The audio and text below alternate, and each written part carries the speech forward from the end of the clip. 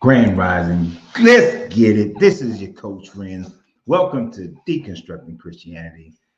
And tonight we got a show for you. We're going to talk about the Ethiopians. Know how black folks love to throw out, oh, Ethiopians, they wrote the Bible first. They had the oldest Bible, the Ethiopians and the Queen of Sheba and all that. That's what we're talking about tonight. We're going to wait about 5 minutes, let everybody get in. 5 minutes, let everybody get in. I'm without cigar because nobody wanted to participate in the cigar fund, so we're gonna be without a cigar. So I might be a little ornery. Might be a little ornery tonight. What's up, Sean? How you doing? Welcome to the show. Welcome to the show. Welcome to the show. You know, we're giving out 5 minutes to let people get a chance to get on. You know, it was hot today, 93 degrees here in San Antonio. Like the light near died when I stepped outside just for 2 minutes. It was hot. It was hot. So Rashan, Soter. Welcome to the show. Welcome to the show. Welcome to the show. Give him 5 minutes. If you're finding me for the first time, we deconstruct Christianity on this channel. And also we talk about other subject matters that pertains to that process of deconstructing and moving forward with our lives. So if but right now in the first 5 minutes, if you got any other questions or statements you want to make before we get started with the subject matter, go ahead and make them. But if you are finding us for the first time, hit the like and subscribe button. Greatly appreciate it. But also share the video. Share the video. What's up, Crypto Almighty? How you doing? How you doing? So we're looking forward. I was looking forward to this conversation. I was looking forward to this one. We could talk about I always enjoy talking about the Ethiopians because there's so much bullshit that people just believe and accept with this subject matter. Ooh, it snowed up there in New York. There's Sean. No, sir. Can't live up there. That's why we don't live anywhere north. Exactly. Jesus was born of pen and paper. You are absolutely right, sir. Pen and paper is what created the Jesus character. That is it. All right, we got 2.5 minutes before we get started. Anything you guys want to get talking about before we get started? You're more than welcome to throw it out there. But if not, then when we get started, we're going to talk about Queen of Sheba. We're going to talk about Ethiopia and the whole little deal. And I know that this won't settle the issue because somebody is going to ask me questions about this within a couple of days. It'll be somebody saying that, oh, the Bible, the Ethiopian Bible, the oldest one. What about that? That proves the Bible. And I'm like, y'all don't even know the history of this thing. Oh, Tim is here. Oh, excuse me, everyone. Let us all bow down to the great Tim Brown. Now that Tim is here, we can all proceed and continue because Tim is here now. Whatever. What up, Rad? Crypto.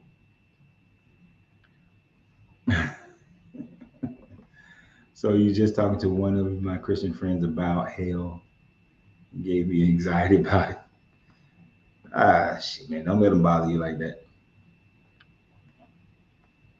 Don't let them. Jesus started with some bad bread, causing a nasty trip. Had a little fungus in that bread.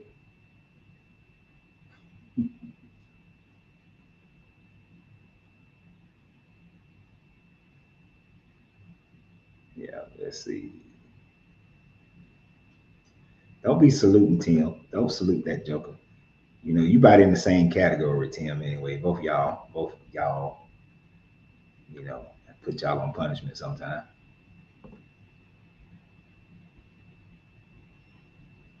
We are going to about to get started. Oh man. Got a little itis right now. My wife made a big meal. So hopefully I haven't forgotten everything that I studied over the last couple of days. So, all right, so we're about to get started here. So if you're finding these for the first time, I appreciate you being here. Go ahead and like and share share the video. If you're not a subscriber, go ahead and subscribe. If you're a subscription holder, I want to thank you for being a subscription holder on Facebook and a member on YouTube. I greatly appreciate it. Um, I can't thank anybody for this one because I don't have any cigars. So I can't even thank anybody for that one today because there's no one to thank. But in general, when people do, thank you very much. So we are going to start tonight's discussion right now. Right now. Tithing, that's right. No one is tithing to the flying spaghetti monster on Saturn. You need to pay your tithe to the flying spaghetti monster on Saturn. We need to ply him with cigars so that he will be happy to give us and extend the noodle of our salvation and sprinkle us with the Parmesan cheese roll so that the great meatball inside of us may have an opportunity to be sauced. So pay your tithes to the flying spaghetti monster. You paid your with a subscription. All right. That's right. I see you are a member. Wrath is a member. That's what the little symbol next to his name means. He's a member. Respect Deacon Wrath. Or the wrath of 636 will fall upon you with a great coming of the Romano. He might slap you with the garlic breadsticks. Deacon Wrath. All right, man, we're supposed to be starting. You got to start the conversation. Stop it. Y'all know y'all cannot start this kind of stuff with me. So we are going to talk about this story of the Queen of Sheba. Well, actually, that's not really the Queen of Sheba picture that I wanted. We're going to start with just some arbitrary image that I grabbed off the internet that I utilized that comes up when you talk about Queen of Sheba. So we're starting. We're going to talk about the Queen of Sheba. Of course, I had to find a good-looking woman because, as far as I'm concerned, you're going to be a Queen of Sheba, I might as well pick a good-looking woman to be one. Right? Oh, Raph, you now see why Tim pick on me? Wait till y'all meet me in person, and then it'll be something interesting. So we're talking about the Queen of Sheba. Who is she? Where did she come from? Is she real? Is she fake? Are the stories around her real? Are they fake? Does this really prove the Bible, the Old Testament, the Solomonic dynasty? Does this validate Christianity being in Ethiopia? Does it validate Judaism being in Ethiopia? Does it mean that Haile Selassie is the reincarnate of Jesus? Does it mean any of those things? Well, hopefully by the time we finish this discussion tonight, that we will have a pretty good grasp on who the Queen of Sheba was, the whole story surrounding it in Judaism and in Ethiopia, and have a good understanding of why it is not a valid story in order to justify Judaism, to justify the Solomonic dynasty, the Ark of the Covenant, or the Bible that is written in Ge'ez.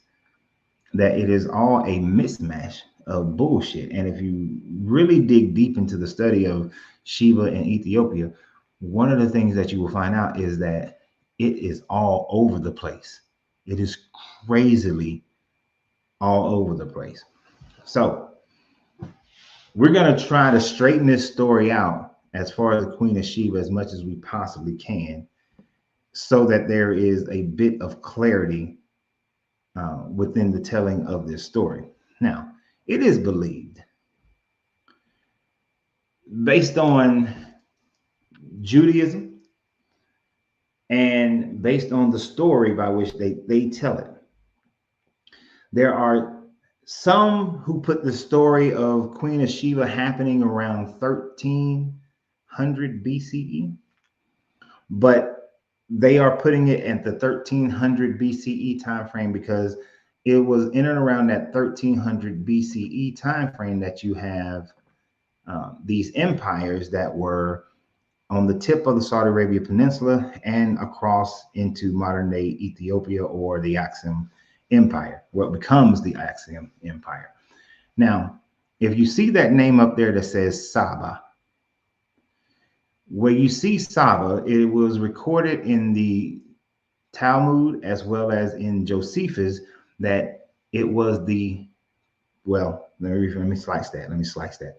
It was recorded in the Talmud that the people of the kingdom of Saba came to Israel, right? Came to Solomon. It wasn't a woman that came, it was a kingdom, a group of people who all came. And according to the Talmud, it's a misinterpretation. Now, I'm telling you, this is going to be all over the place. With some penny noodles. It's going to be all over the place. So it's like spaghetti noodles. They all over the place, intertwining. That's what this is going to be like. So according to the Talmud, it was the kingdom of Saba that came up there, not an individual, not the queen of Saba. According to the story in Josephus, Josephus writes that it was the queen of Saba who came, and well, he says queen of Saba. Some have translated to Sheba, but it was queen of Sheba or Sheba who came to see Solomon. And Josephus, of course, is writing in around 90 to 100 CE. The Talmud is ranging in its time frame from the first and second century BCE up into the first and second century CE. So you have this story in those books. So it's definitely a story that was known, a popularized story.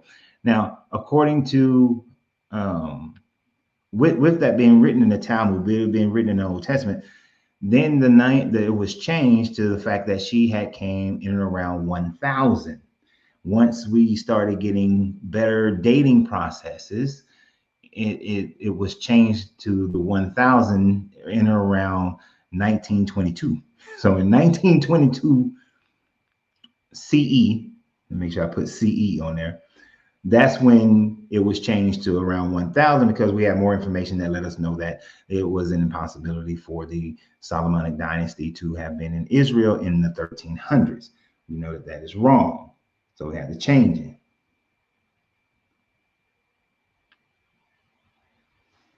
So, yeah, so Yemen, it is believed she either was coming from Axiom or DMT, or over here in modern day Yemen, which is where Saba, Qataban, and all that stuff is at. Try to make sure I see your questions and statements. What I hate is Haile Selassie got a European Kushite king, went to Jamaica, and then now Jamaicans now think that they are Kushites when they are.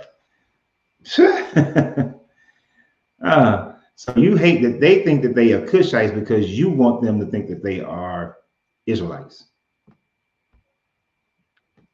So you don't want them thinking that they are who they want to be. You want them thinking who you want them to be. But we're going to get to Haile Selassie anyway. And if you actually research Haile Selassie, you will find out that he never made the claims by which the Rastafarians claim. He never made those claims to be himself, to be the reincarnation of this God. This is what they decided. He never went for that anyway. He has always been and maintained his Ethiopian Judaism. But anyway, so continue with the story. So I don't want to get too far off track. But yes, that was some arrogant bullshit. That's some arrogant bullshit there. So the Queen of Sheba is a story that's been it's going to be retconned many times. And so we have this story where, of course, this woman, now she is known in Ethiopia as Makeda. She's known in Yemen as Bilquist. And if you remember watching, what was that? The Gods. What was that God show that I watched for a little bit till they got rid of Anubis? Anansi. Whatever the little God show was. They demonstrated Bilquist, so to speak. They had that in there. That's the only reason I brought that up.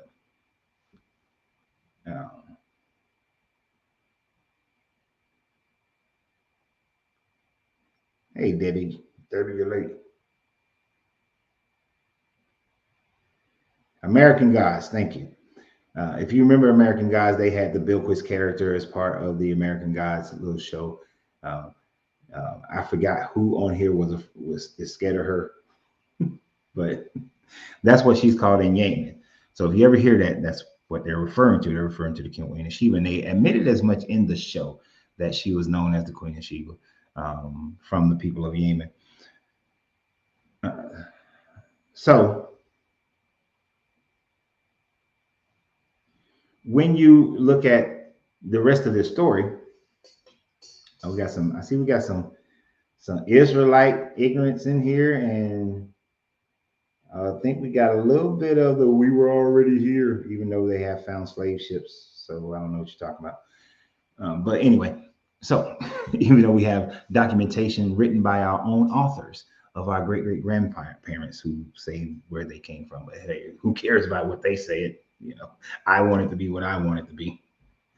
So anyway, they told this story of this queen who came up and heard about this great wise man. He was so wise and everything. And in his wisdom, she fell in love with him and she brought him frankincense and myrrh. And because frankincense and myrrh kind of grows in this area, this is one of the reasons why they put her in this Saudi Arabian Peninsula, Ethiopian area, because of the gifts that she had brought. It functions well with that thought process. So she brought them gifts and everything, and she spent this time and the whole. And when you read the Songs of Solomon, it's supposed to be about this love affair that they have. But if you're a black person, you should have somewhat of a problem with that aspect of Songs of Solomon, because it just dawned on me right now of one of the problems with the Songs of Solomon. Songs of Solomon, RSVP. I said RSVP. RSV. There is one problem that a black person definitely should have, because it demonstrates straight up racism um, in it. And I don't know if I can find it quick enough.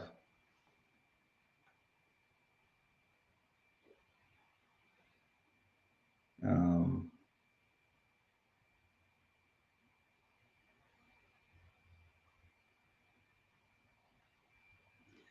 because it talks about, it's kind of dogs out how she is.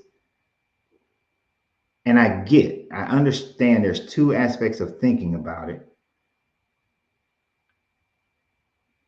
But have you ever read Songs of Solomon? It's sexy as shit.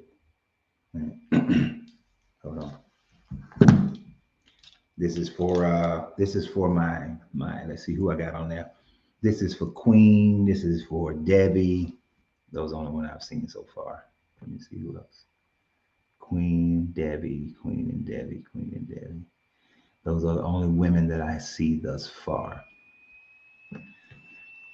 This is for Queen and Queen. This is for Queen and Debbie. I can't get it right. The Songs of Solomon, which is Solomon.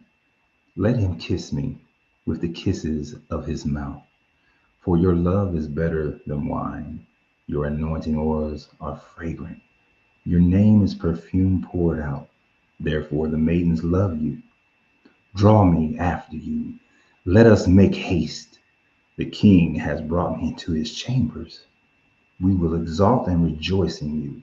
We will extol your love more than wine. Rightly do they love you. Here's a fucked up thing. I am black and beautiful. O daughters of Jerusalem, like the tents of Kedar, like the curtains of Solomon. Do not gaze at me because I am dark, because the sun has glazed on me. My mother's sons were angry with me. They made me keeper of the vineyards, but my own vineyards I have not kept. Tell me. You anyway.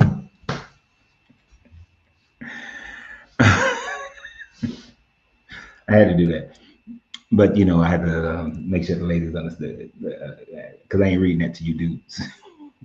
That was only for the women. So that was for Astrid and Queen and Debbie and any other woman that's Also on here, that was for them in the reading.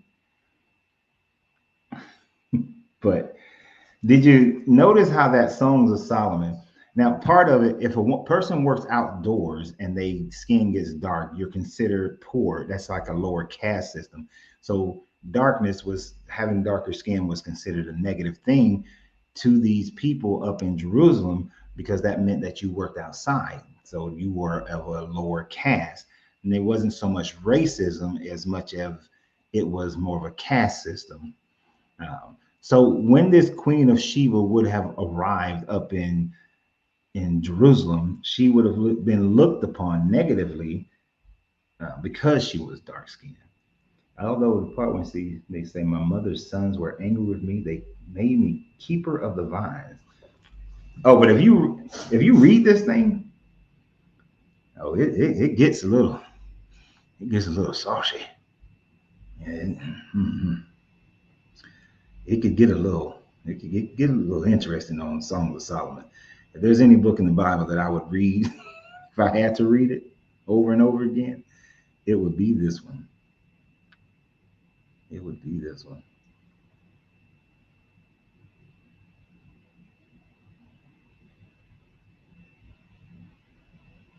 Look at that. The voice of my beloved. Look, he comes, leaping upon the mountains, bounding over the hills. My beloved is like a gazelle or a young stag. Look, there he stands behind your walls, gazing in the windows, looking through the lattice. My beloved speaks to me and says, "Arise, my love, my fair one, and come away. For now the winter is past, the rain is gone over. The flowers appear on the earth." Boys, Dave, you're getting ready to go and get some stuff going.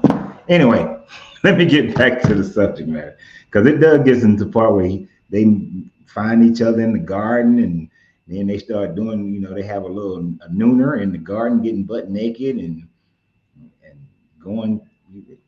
There's some stuff going on in this thing in Solomon, Songs of Solomon. It's worth the read. Tim, you need a cold shower.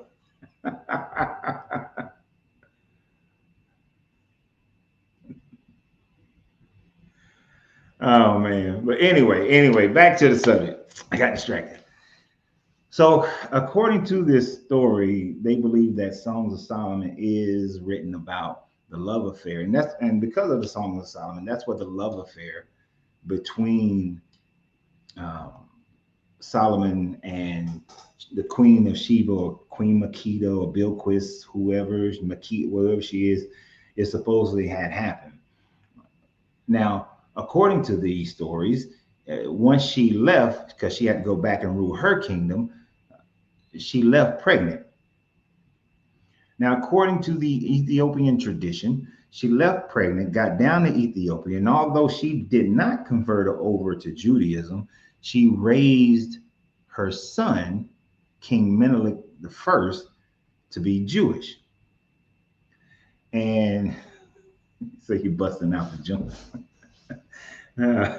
So she raised her son, King Menelik II, to be Jewish. And upon his 20th birthday, he then journeyed up to Jerusalem to meet his father for the first time, to meet his father and be with his father. And his father wanted him to stay there, take over. So Solomon wanted him to run the kingdom instead of his other son.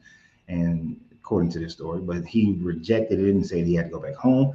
And with some of the stories, the Ethiopian version of the story, the Solomon wanted him to take the Ark of the Covenant, and he took it. In other versions of the story, some of the young men that was with Menelik stole the Ark of the Covenant, but because they were able to fly with it on like a flying carpet, they were able to get away. And so to this day, it is supposed to be in Ethiopia. And recently, you had these people die in front of it, trying to protect it a few years back when they was having some militia issues in Ethiopia. So he either flew on a magic carpet with it or it was given to them or not at all, one or the other. So now Menelik supposedly ruled this kingdom and established the Solomonic dynasty from this mythical time frame. Oh, I wanted that to be bigger. Oh shit.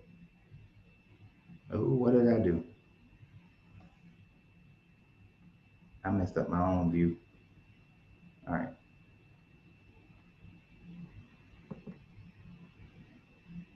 Can I make this bigger? It's not as big as I want it to be. So I'll just go from here. For a second, I won't be able to see you guys' comments because I'm trying to look at this thing and see.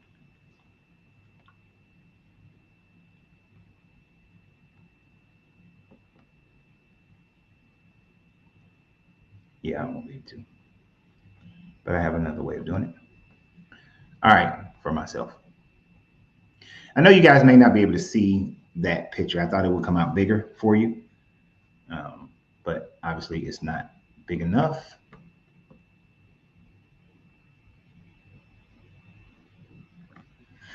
So if you at the very top of it, in the little bubble area, it shows the religious tradition, and the religious tradition has King David and then King Solomon, and then it has that the queen that Makeda had came, the Queen of Sheba, around the 900s BCE, and they had Menelik the First. Now Menelik the First, there's actually zero proof of Menelik the First ever existing or Makeda. She was supposedly either in Yemen or in the Axiom Empire or the DMT, so the Demit. But according to Josephus, she was the queen of Egypt and Ethiopia, according to Josephus, but we don't know. It is not until you get to you have the Zahakwash. I'm going to mess up these names. The Zahakwash, who were established in or around about 100 BCE, and wait a minute, no, they were established around 900 BCE. Sorry, and around 1000 BCE. Those are the ones who had started this claim that they were from this of the Axiom Empire, who were claiming these many generations of emperors. And then that goes all the way until you have the Zagwe dynasty. The Zagwe dynasty is the one that starts around the 900s CE. And it's through the Zagwe dynasty, the Zagwe dynasty, that we actually get the Axiom Empire that converts over to Christianity in 300. So according to their thought process, what they're trying to say is that for a long time, you had the Solomonic dynasty, and then it only lasted for Menelik, right? And then pretty much after Menelik the First, they were conquered by about 100 years later, the dynasty changed, the Zagwe dynasty started, and for the next 1300 years, these Jewish Ethiopians simply just existed in Ethiopia under the polytheistic rulership until the Christian Frumentius comes and converts Ethiopia into Christianity in 330 CE. Now, what's interesting about all of this is that the whole story about Sheba and Menelik and all that, and the flying carpet magic ride and all of that stuff happening, you don't hear about this until the 1300 CE. This is written in a book in the 1300 CE. So 2,300 years, they writing about some stuff that happened 2,300 years ago. 2,300 years ago. That's what they're writing about. They're saying that, well, this is what happened, and these are the people who were the original king. Because what had happened is that in 1270, you had Emperor Amalek, well, not Amalek, Amlek, who becomes the new emperor of Ethiopia. And when he becomes the emperor of Ethiopia in 1270, he attaches himself to the Solomonic dynasty, because by 1270, Christianity is big. I appreciate that trifold, but Christianity is big. Judaism is well known. So he attaches himself to this Solomonic dynasty, just as a lot of emperors or kings do. They want to attach themselves to some big ancient person to give them, to validate who they are, that their bloodline is true. And this Solomonic dynasty continues on for a good little while. You know, it goes all the way up into the 1800s, and in the 1800s, it stays on the male side of the Solomonic dynasty until you get to Menelik II. Menelik II goes out, he does a lot of good conquering and really solidifies Ethiopia, fights off the attack. Did he fight off the British or the Italians? He fought off the British, I think. I think it's somebody else who fought off the Italians. Or he fought the Italians, but he fought off one of the European countries. But he didn't have a son. And without having a son, his daughter was made, she was made like not empress, she was made like a governor of some sort, like some other kind of position, starts with a P, I forgot what it is. But she was made into like just a high level position. And although another gentleman, Roskash, was next in line, this is when Haile Selassie became emperor instead, because this is around 1930. Because Menelik II lasted all the way to 1913. So old girl was regent. The empress was regent until from 1913 to 1930. But then in 1930, Haile Selassie, whose name is Rastafari Masakinen something. This is why they call themselves Rastafari, is based on his true name. But Haile Selassie becomes emperor, and because he's attached to the Solomonic dynasty through his mother. But the big thing is that none of this Solomonic dynasty is validated, is true.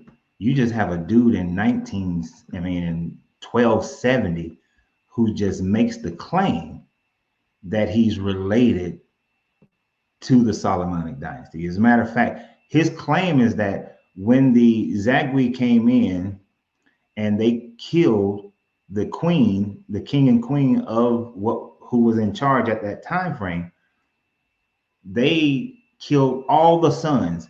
So this dude in 1270 is saying, no, secretly one of the sons escaped, and we've been hiding. We've been a dynasty that's been in hiding since 900 BCE up until 1270.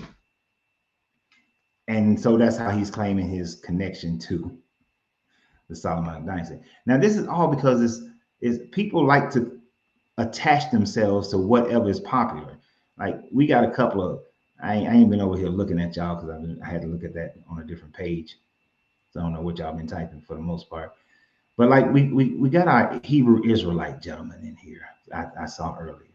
And here's one of the things about the Hebrew Israelites is that most of them, I can't say all of them, but most of them were lost. They were lost young men, and they fell out of Christianity. And so being lost and feeling oppressed, the Hebrew Israelite religion really speaks to them, because this is a religion that's telling you that you're going to take over. You're going to be back in charge, that these people now took your heritage, but you're about to take your heritage back. The 400 years is over, and God is about to, Yahweh about to do something, and y'all gonna be back on top. But y'all ain't. Y'all ain't took no land. Y'all ain't went to Israel, and y'all ain't in Israel. You ain't done nothing, you know. And so they just like the Ethiopians made up a connection to a dynasty.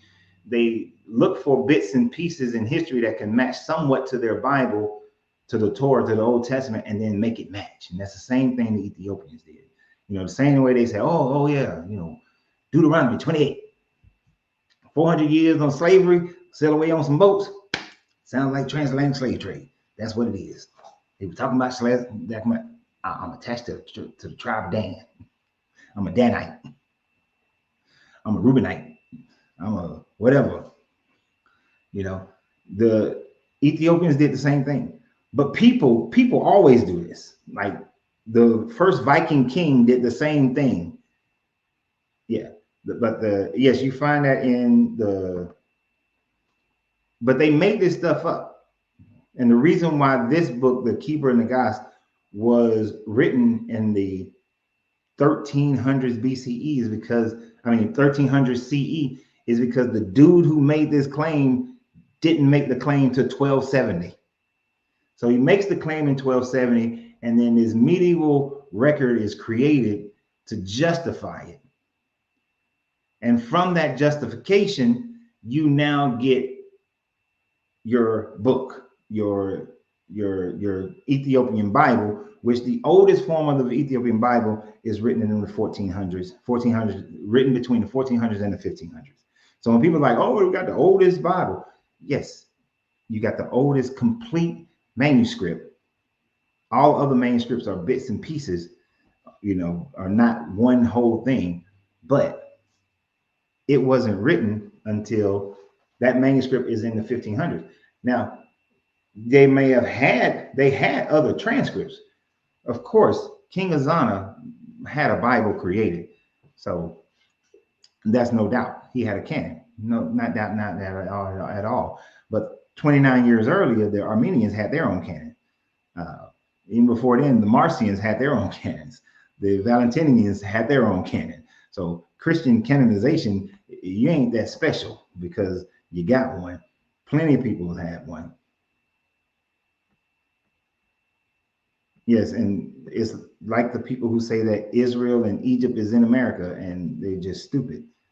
I just saw a video on that one today with this other man talking about that. I might do a video about it tomorrow.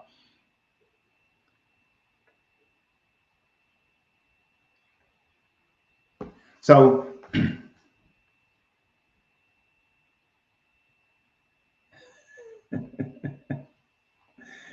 hey, y'all better stop listening to Wrath. Don't listen to him. Wrath. Don't listen to him.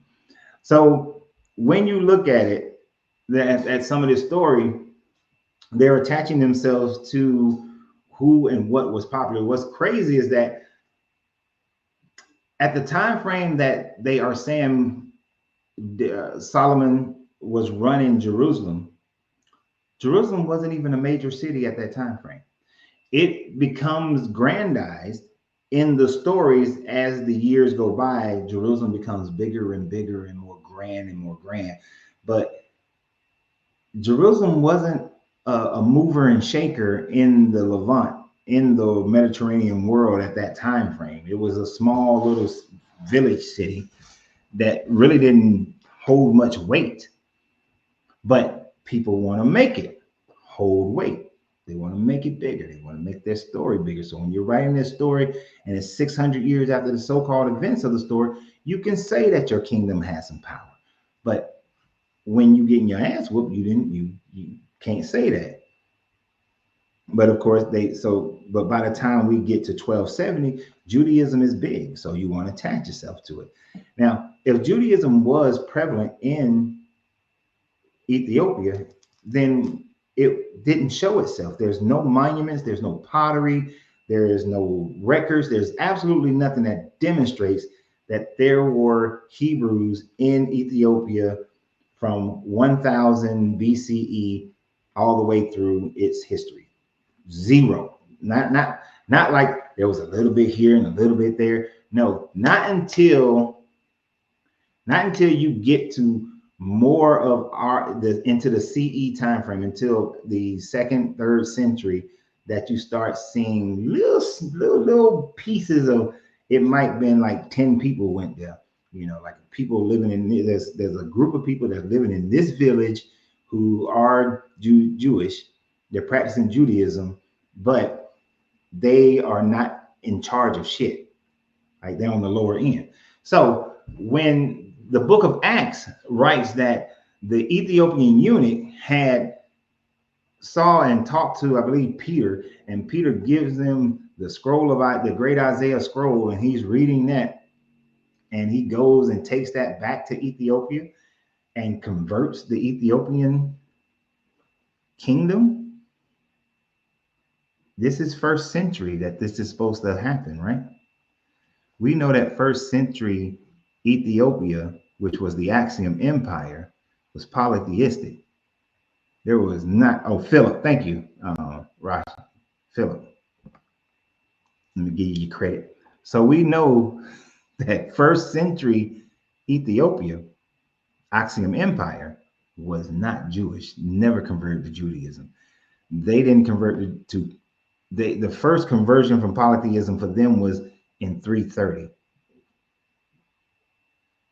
That's it. That's the first time. So it always makes me wonder, and this is one of those things that made me walk away from Christianity, because I was like, history demonstrates that Ethiopia was not Jewish was never a Jewish state, but yet Acts tells us that it was.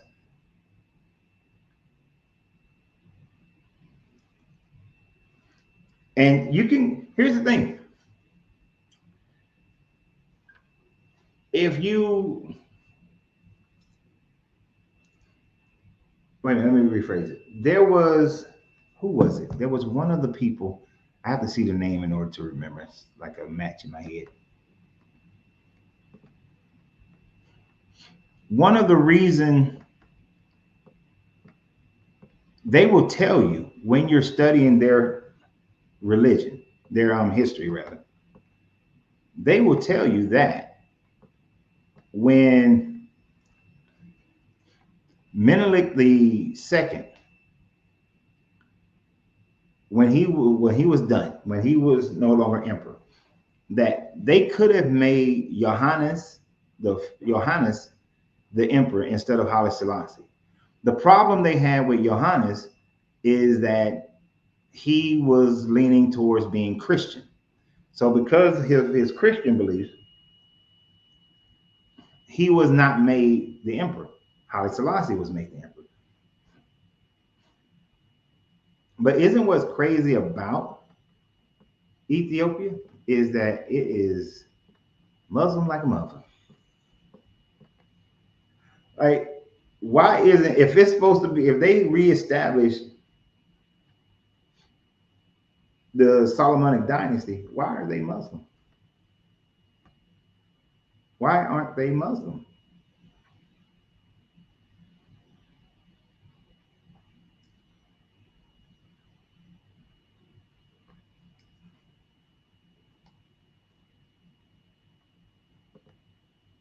Say, yeah, they on a different calendar. They use a lunar calendar for one.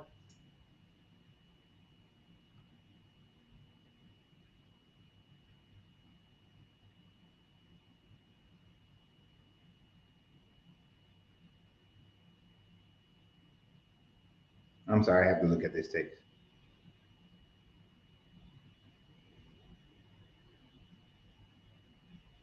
So anyway,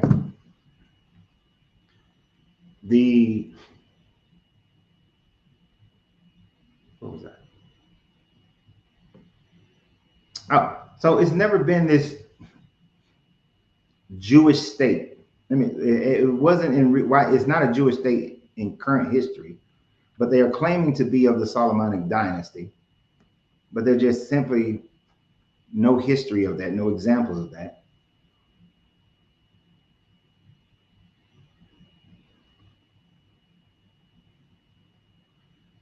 See, I'm just trying to make sure I see all your questions and stuff.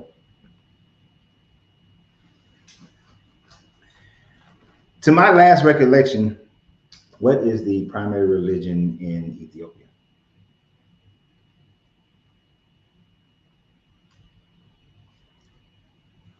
Oh, no, sorry. So the primary religion in Ethiopia is Christianity.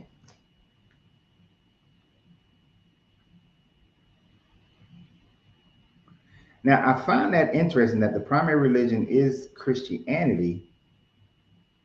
I thought it was Islam. Islam is the second largest religion in Ethiopia. So Christianity is the largest, Islam is the second largest. But according to your story, from all the green is the Solomonic dynasty on the father side from Menelik the First. The red is the Solomonic dynasty on the mother side. That part is Haile Selassie. The light blue is the Axiom Empire that then got converted to Christianity.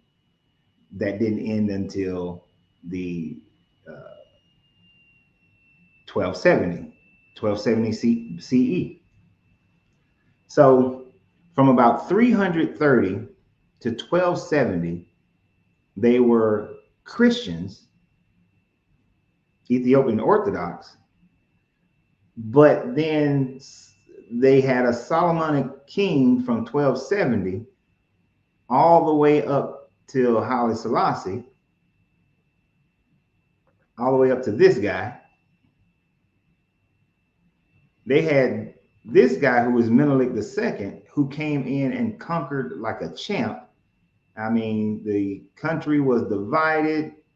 It was all jacked up, and he was very instrumental in the 1800s of unifying Ethiopia as a Solomonic king, and then passed it on to Haile Selassie.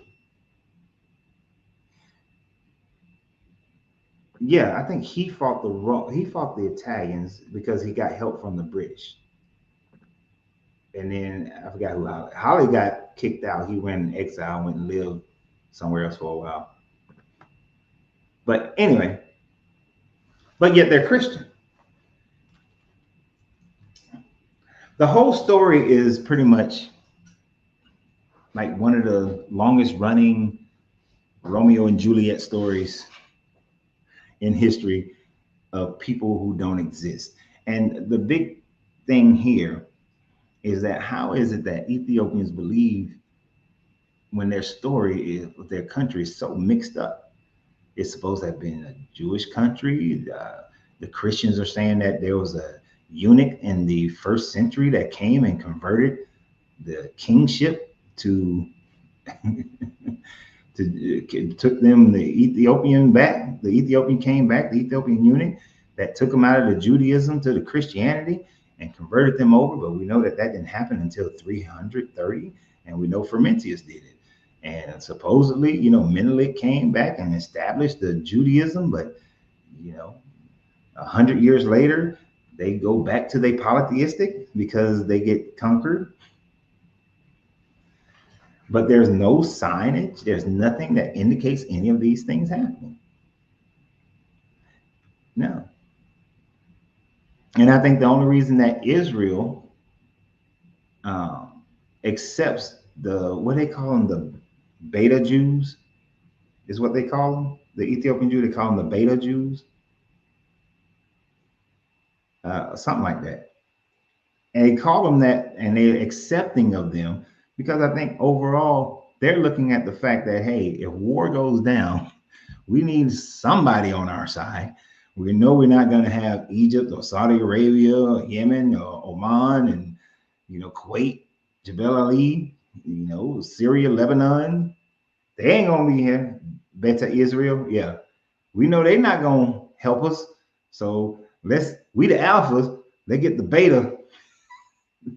That's like slap in the face. We the alpha, you beta. I think they did that just so that they can hopefully have Ethiopia as an ally, so that if they're attacked, the primary people that they will be concerned about would be Iraq, Iran, and Egypt. But Egypt and Saudi Arabia, but Egypt and Saudi Arabia attacking from one direction, Iran and Iraq attacking from, so they coming from the south, and you have Iran and Iraq coming from the east. At least if you got a friend in Ethiopia, you can attack Egypt from the south and Saudi Arabia from the south. You can also keep Oman and Yemen at bay. They ain't about shit anyway, though, as far as military power, but you know my point. It's strategic is the only reason that they told those Ethiopians that, yo, yes, you the beta Israel. You Israel number 2. You the second class Israel. So it's some bullshit. Right. And that's how it goes. First they're Jews, and then they're Christians, and then in 100 years they'll be black Hebrew Israelites. They've always been that.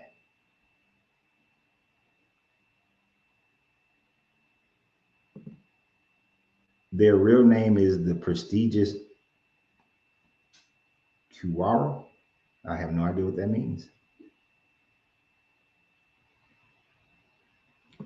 Oh, you saying Bet Israel, House of Israel? Is that what they are? I thought they were called the Beta Israel. You sure about that? Let me check. What does the Israeli government call the Israelites? What does the Israeli government call the Jews in Ethiopia?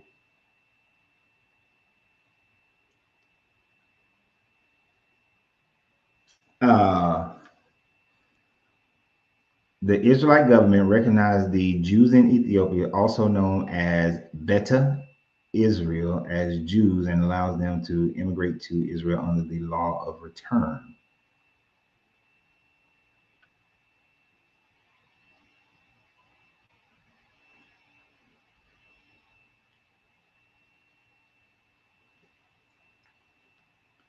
What does Beta mean in Hebrew?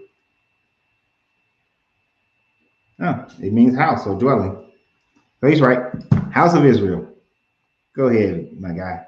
Good side. Good job, dark side. I was thinking alpha beta. Oh, beta. Beta beta. I guess I just need to say it, and I would have heard it myself. All right. So if you guys got any questions, statements, I think we've demonstrated how this story got so many moving parts in it, with the Queen of Sheba, that they fly on a magic carpet ride like Aladdin. Did she ever was pregnant by Menelik? Did she ever go there? Was it a nation of people, as the Talmud say, or was it an actual person? Did they go in the 1300s BCE? Was it 1000 BCE? Was she ever pregnant? Did she ever rule? Did she raise her son to be Jewish? Did he set up a Jewish kingdom? But yet all the information shows that he didn't set up a Jewish kingdom. Were they in Yemen, or were they over in Axiom or the DMT?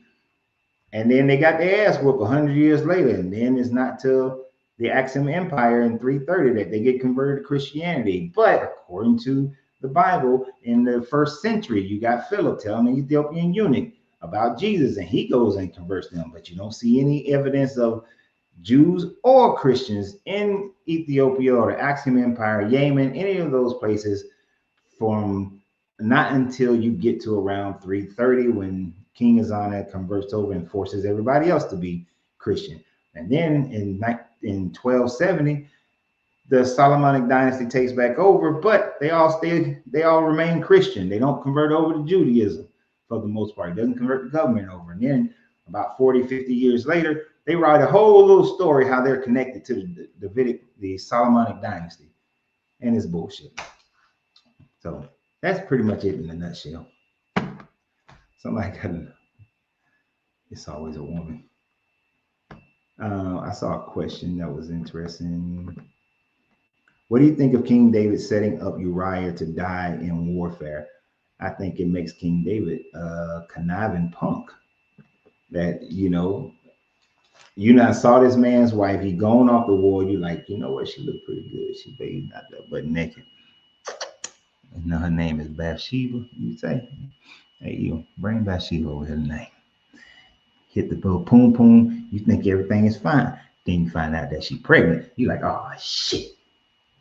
Even though I got my own wives. I got my own concubines. Got a whole bunch of them. Matter of fact, when I took over from Saul, I got all Saul's concubines.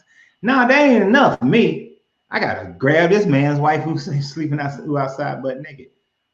I think he's dastard. I think he's evil. He's horrible. But like the book says, he's a man after God's own heart. That is indicate he is a great indicator of this particular God. I'm trying, I did something, I took what I wanted, got what I wanted, and oh, now I'm trying to hide it. So let me blame somebody else for it and try to sneak leak her husband in there. But that didn't work. So let me just have him killed then. And then I'll marry her as if I'm taking care of the widow. And she happened to be pregnant. And then the baby died and he's all sad. And then he's like, oh, well, I'll just have another baby. You know, he's David's an asshole after this guy's own heart. That's what I think about that story.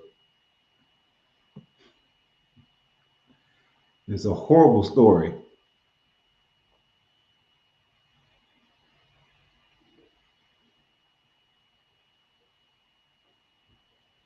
It's a very, very horrible story.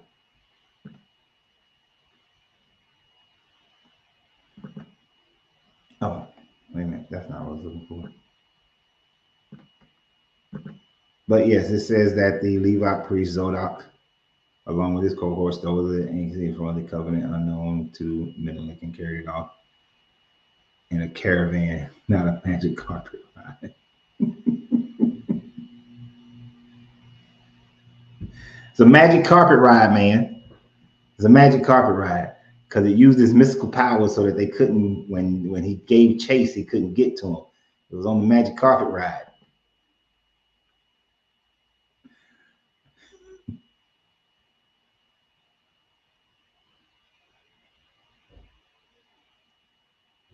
Oh, you will. The only thing you hear about that's preached about that story is if they're trying to say how even the person after God's own heart can make a mistake. They'll use it for that, um, and how it wasn't the fact that David looked once; it was the fact that he looked twice. So you're gonna see some good-looking folk out there. If you look once, you're all right. But if you look twice, yeah, that's when you get in trouble. Now, most of the time, that's how I've heard it preached when I was coming up. Is that don't look twice. You see a good-looking woman, just look once. But it's that it's looking twice, it's staring that gets you in trouble because then you start lusting.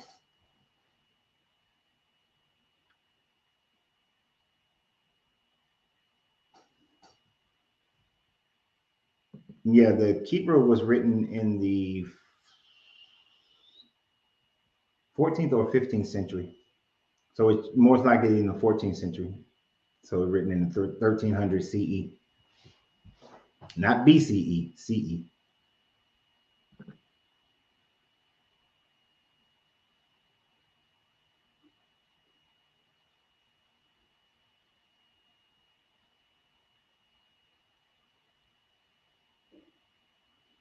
Yeah, and Christians most of the time they're going to try to justify all the deeds that are within the Bible. Just like the video I did today about Lot and his daughters, Christians will find reasons to justify it.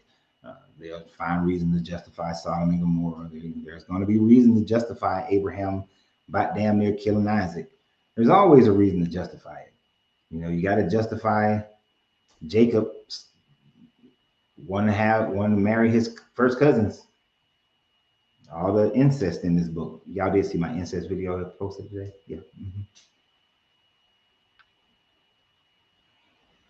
And I would say a large part of the Bible doesn't make it to the pulpit because they wouldn't be able to explain it. It would cause people to start questioning it because a lot of people are gonna be like, "What? I don't think I could. That can't be in the Bible. No, that's not how it's read." And they will start reading it, and that's the one thing you don't want. You don't want these people reading this book.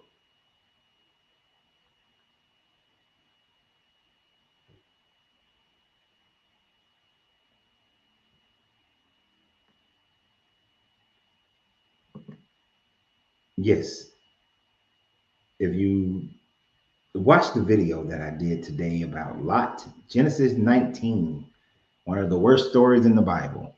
His daughters took advantage of him, but I think of the part of him that wanted them to take advantage of him. Because it's one thing when it happens the first night. It's another thing when the second night you let them get you drunk again.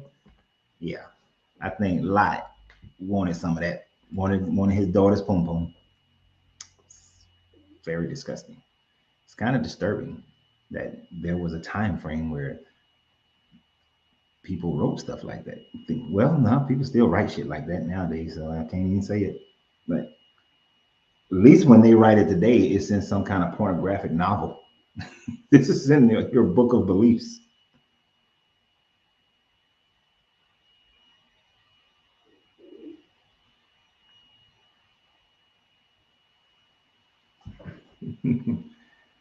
Yeah, this guy likes David because David is just as crazy as hell as he is.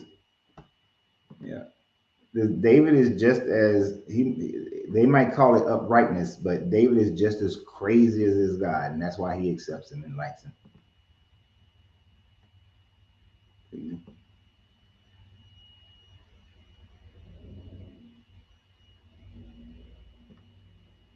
Oh yeah, that's the big excuse. The Bible doesn't say that. Then you show them that it does. Oh, that's an allegory, or it's taken out of context. That's always they little thing.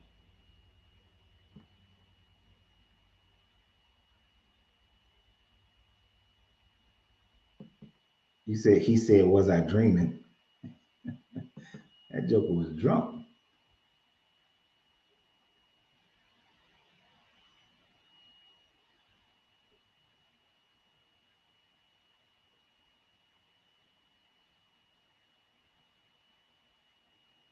Yeah, and Sean did say this about that video.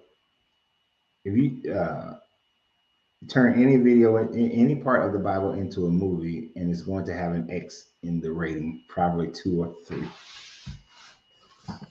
because that's how it is. This book is.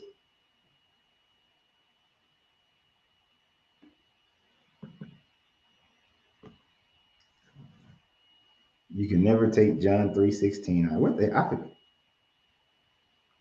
John 3:16 RSV. Oh, my speak ain't working.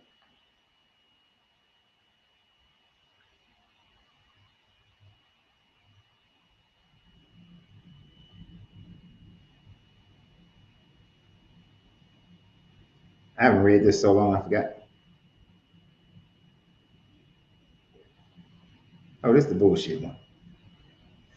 For God so loved the world that he gave his only begotten Son, that whosoever believeth in him should not perish but have eternal life.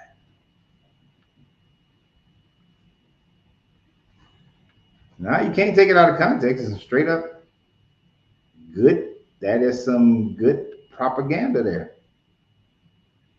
That's some good propaganda. I would have to give them that propaganda right there. That's the kind of stuff you write into a book that you want people to believe. And once you got them hooked into it, you give them stuff like that. That he loved the world so much that he made a human sacrifice. He needed to send a human sacrifice of himself that really wasn't a sacrifice because he got up in a couple of days, not 3, but just a couple of days. He got up, he really didn't feel no pain, and he didn't really die, but his human blood was spilled so that you can be saved of the sin that your God, created, that he then tried to separate from man by putting it in the obedience of a tree in the middle of a garden where they had access instead of taking it out, knowing that they was going to eat it anyway, so that he would have to punish them and go through all this. Yeah.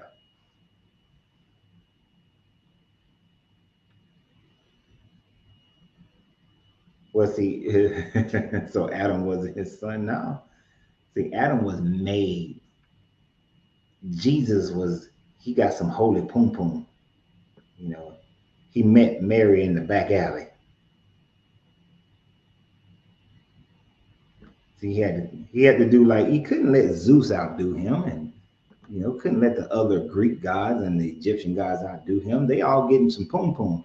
So he had to get him some pum pum. So he had to get some Holy Spirit pum pum from Mary.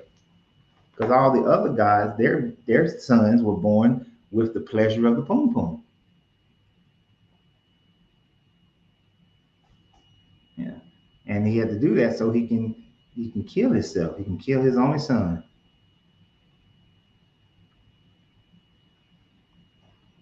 If there is any validity to the story, that is most likely the result.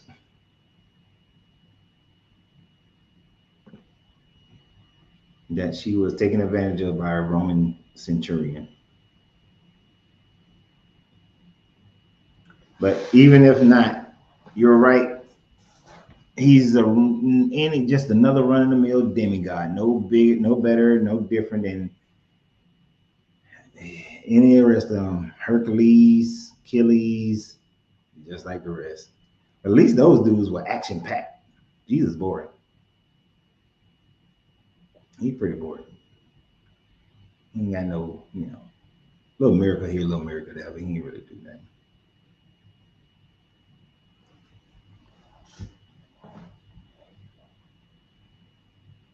If she wasn't taken advantage of, then, old Joseph probably wouldn't have been trying to put her away quietly, as the story goes. Excuse me.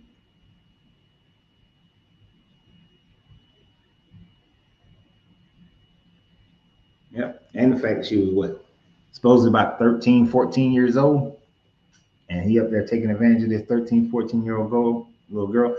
Now, you have to think about it. For the audience at that time frame, people believed that stuff like that was happening all the time. Like, that was not out of the ordinary. For them, that was a normal thing of gods having sex with humans. The unexplained pregnancy being, oh, a god did it. Unless you knew exactly, it was done by some Roman centurion or someone like that. It was a great cop out. You've been out there being a little freaky. Oh shit, I'm pregnant. I'm gonna say a god did it. The the nymph of the waters pregnated me, so I'm gonna have a little half nymph, half human baby. Especially during the time frames where a woman's chastity was like gold, because that was the only. And don't get mad at me, ladies, because it wasn't me. I didn't set this up, but that was the only value that y'all had back then. The only value that you had was your ability to produce a son for a man, and that man know that that's his child. So the main way to do that is to keep your woman virginal and make it so that no other man touches her or anything else touches her. That's your baby. So, that was the value of a woman back then.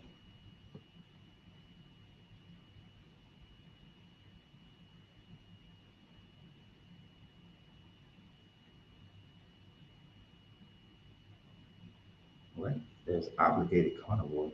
Oh, you talking to somebody else?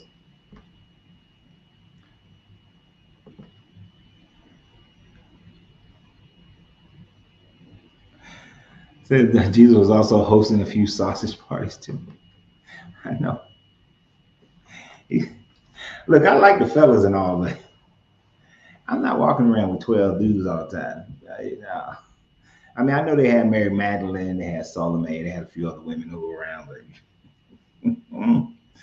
there's too much of a sausage party going on. Too much of it. But yes, a woman's virginity, that was their biggest thing. That was the only value that a woman had. And if you couldn't have any babies, you had no value.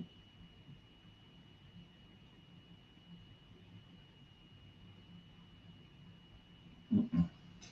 But that was it. That was it. But what else you guys want to talk about? I'm all out. I'm all out. Unless y'all got something new, because I'm pretty sleepy right now. Work hard.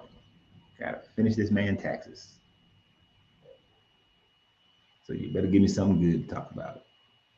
Jesus and the Essenes. Holy Ghost came all over her. Just, I'm not with y'all.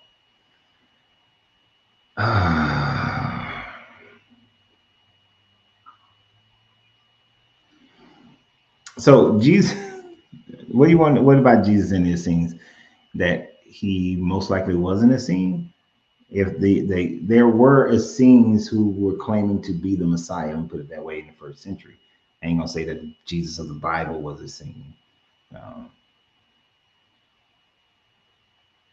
which is one of the reasons why the Essenes, their doctrine is closer to the Gnostic doctrine. So that is why the Gnostics like the idea of Jesus, because he's saying that to them he's saying the Old Testament God is evil. The Essene plan, I don't know what the Essene plan is.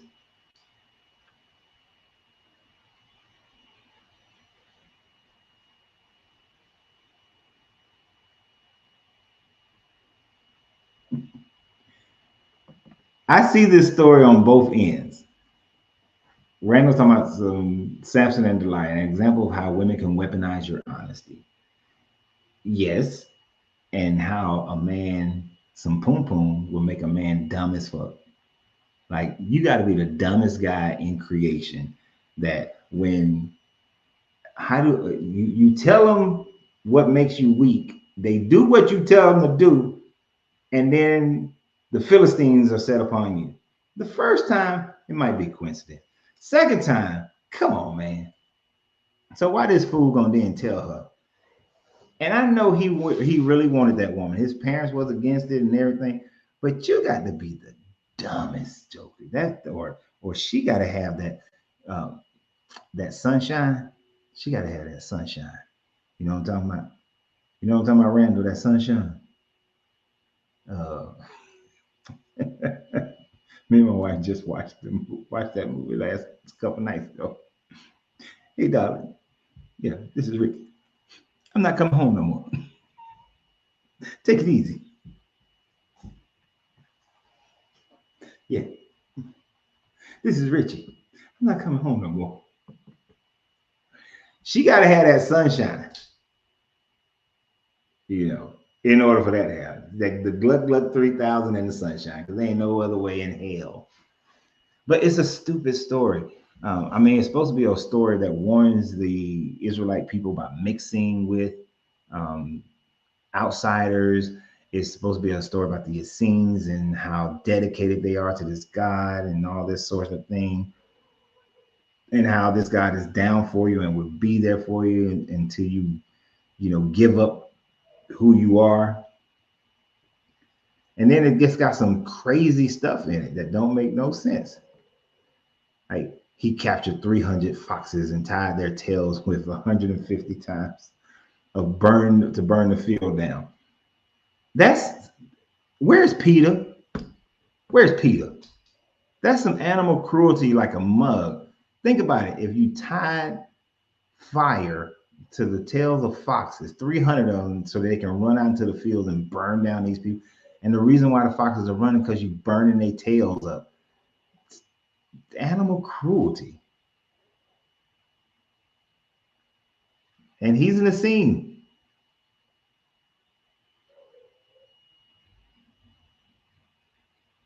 How stupid. G.I. Joe in the Kung Fu grip.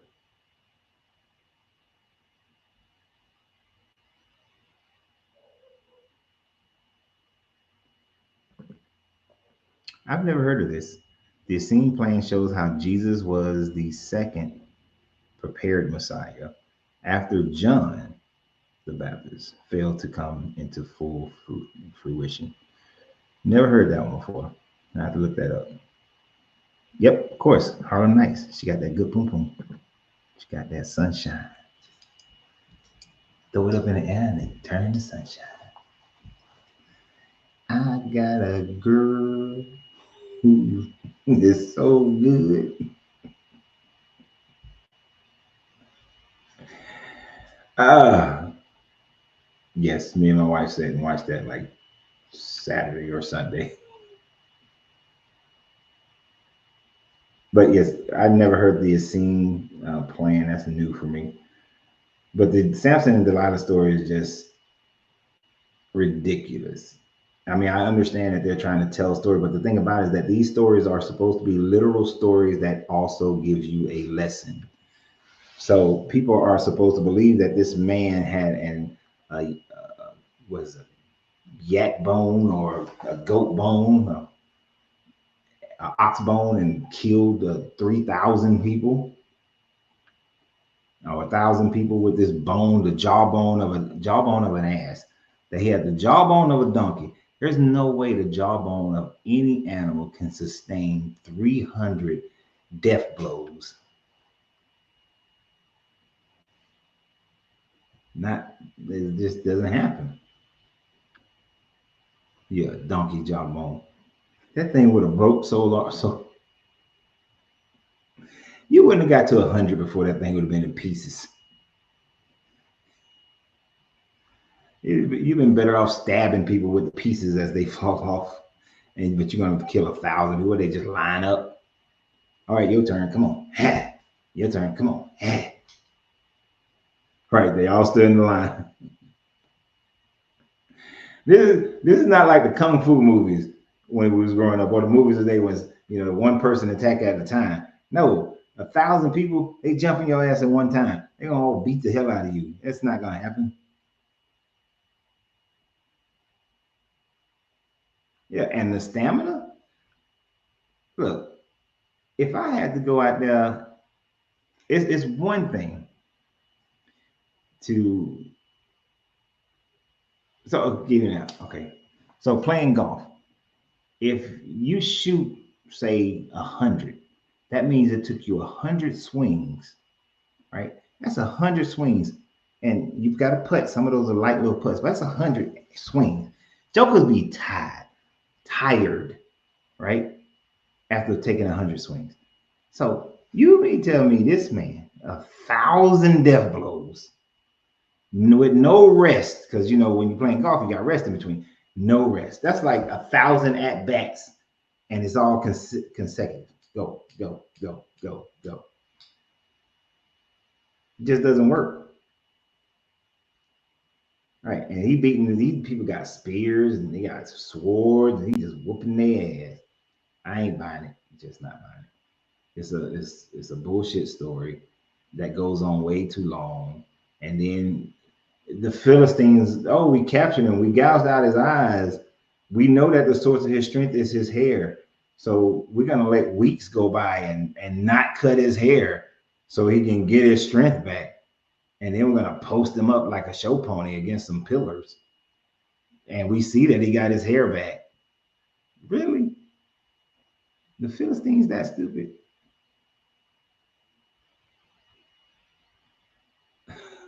Oh, I remember. Oh, what movie was that? That's her name. They used to call her Jawbone. Man, back in the day, your wife. I knew her. Y'all, y'all got problems.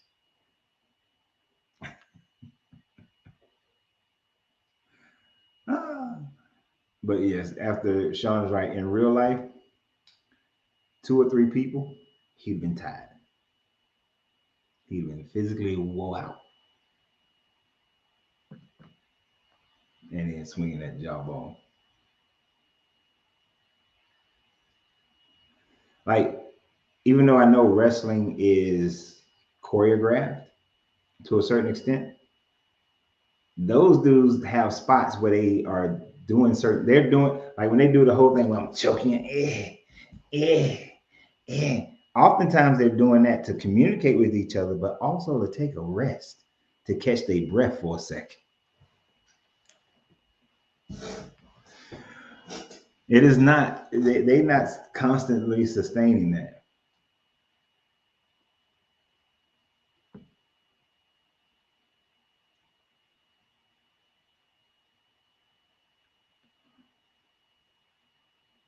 But yeah, this story is crazy. Simpson's last story should be, it's it's a fairy tale, not a child's fairy tale. It's certainly a fairy tale. The fact that they would even think that any of that was true, but that's why you see the Essenes. Even when you go to Israel now, the ones who still claim to be Essenes, they do not cut their hair. They let it grow out. They try to follow that same mentality. Um,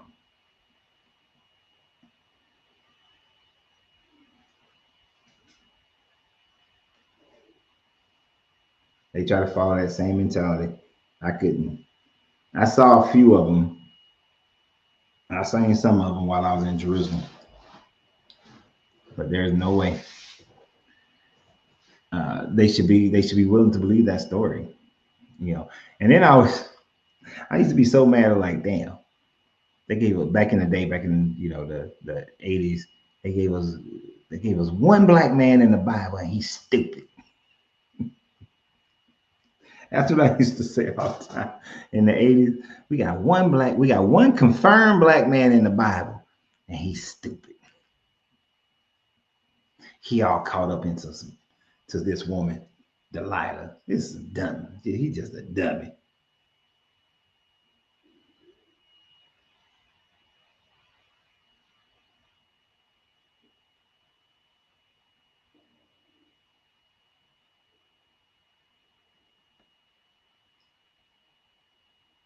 Yep. You see many TVs and shows like Narco and Blow. Where man you can have any woman. Yeah, it's stupidity.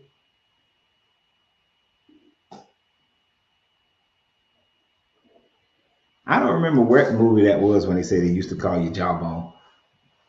I remember the scene, can't remember what movie it was. I don't think that was House Party.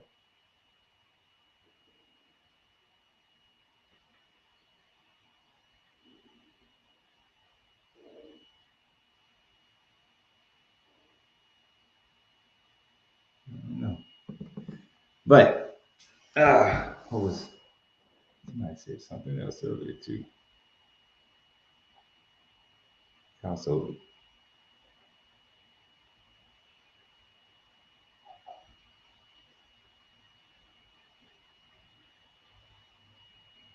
oh yeah, I was saying it was House Party 3 or 4. Oh, so it's one of them later ones. I couldn't stand it. But well, ladies and gentlemen, we're gonna call it an early night. We're gonna call it an early night. Hour and a half. I thought it was pretty good. I thought it was pretty good myself as far as the storyline that we was talking about.